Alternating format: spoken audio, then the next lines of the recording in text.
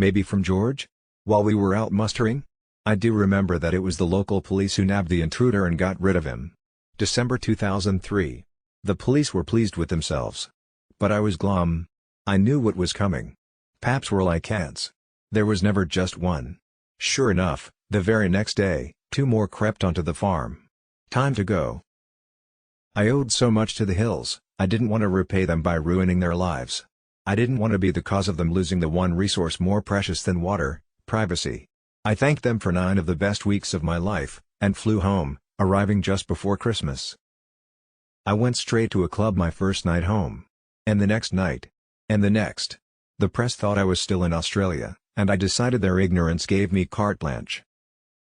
One night I met a girl, chatted with her over drinks.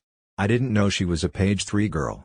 That was the accepted, misogynistic, objectifying term for young topless women featured each day on page 3 of Rupert Murdoch's The Sun. I wouldn't have cared if I'd known.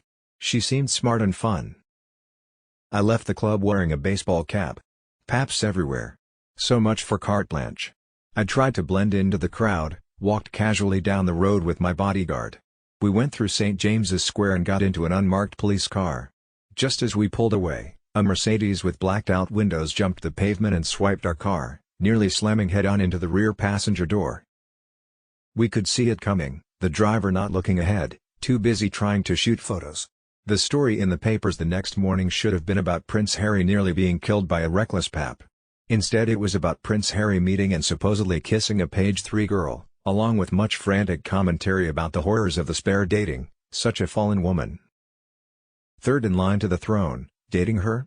The snobbery, the classism, was nauseating. The out-of-order priorities were baffling. But it all greatly enhanced my sense of joy and relief at running away. Again. Gap year, Part 2. Days later I was on a plane to Lesotho. Better yet, it was decided that I could take along a mate.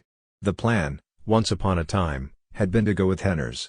In his stead I now asked George.